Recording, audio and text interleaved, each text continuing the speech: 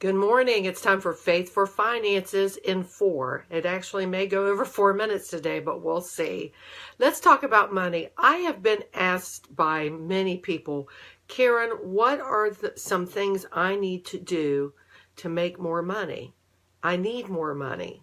I want more money. What am I supposed to do? What is the key to wealth building? Well, let's go over 3 things. Number 1, tithe. Number 2, sow. And number 3, live within your means. Now, a lot of times Christians don't necessarily have a problem with tithing or sowing, but living within their means, you would absolutely be amazed. So let's go over each one of these. Tithing. Malachi 3. This applies to every Christian. He doesn't exempt anyone.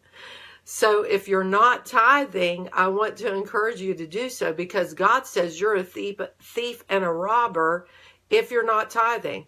Well, Karen, that sounds harsh. Well, I didn't say it. God said it. He said, you are robbing me in your tithes and your offerings. He's calling you a robber if you're not tithing. Listen, a tithe is only 10% of your income. If you can't live on 90% of your income, there is a serious problem with your spending or your budgeting. 10% is nothing in comparison to God owns it all. So why would we not give him honor by tithing? In Malachi chapter 1, he's talking about, where is my honor?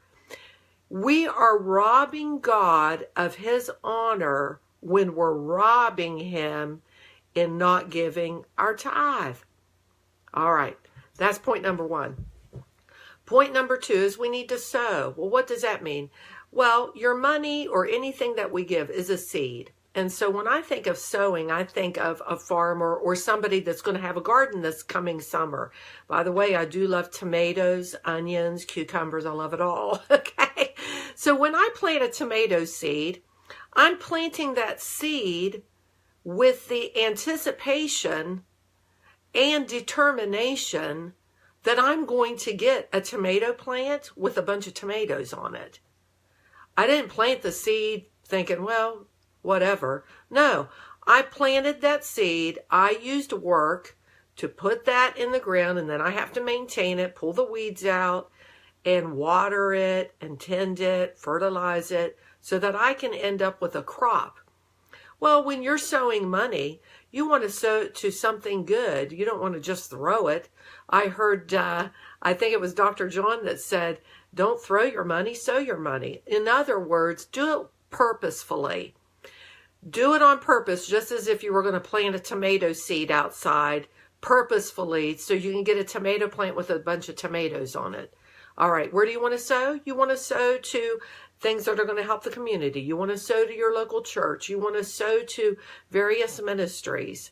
Sow it. Don't throw it. All right, so we've talked about tithing. We must tithe. If you're a Christian and you're not tithing, you're robbing God of his honor, and you're actually robbing yourself, because God says that he will rebuke the devourer on your behalf if you do tithe. And he said the windows of heaven, he'll open up the windows of heaven and pour out a blessing upon you of which you cannot even contain. If you can handle the blessings of God that you're presently giving, then you need to give more, because God says if you tithe, he'll pour out a blessing upon you that you can't contain. All right, let's go to point number 2. Point number 2 is you need to sow. That's in and of itself. Point number 3, you have to live within your means. I have talked with so many Christians that say they tithe and they sow offerings, but they can't manage their money right, and they are spending well beyond what they make. Listen, people, this is not a magic formula. God is not up there saying tithe and give offerings, and then you can blow your money and spend as much money as you want. Come on.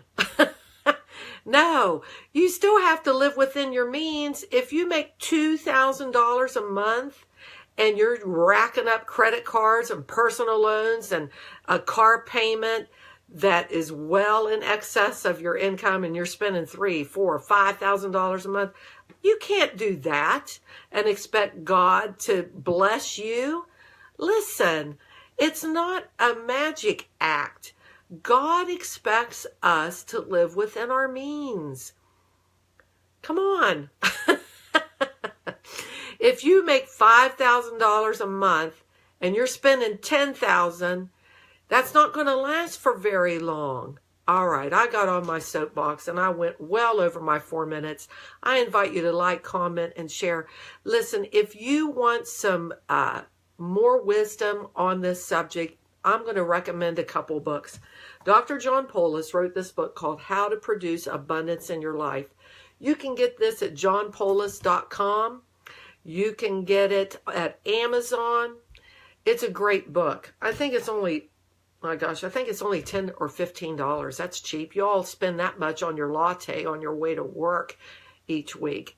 The other book is a book that I wrote, 31 Days to a Greater Understanding of Money. It's a 31-day devotional filled with wisdom so that you can obtain the wealth that God wants you to have. And my next book is going to be coming out June 1st. I'll be sharing the link for an early bird special. You'll get a great discount on it. Listen, I want you to have a great day today. I want you to know that God wants you to live the abundant life. God bless you and have a great day.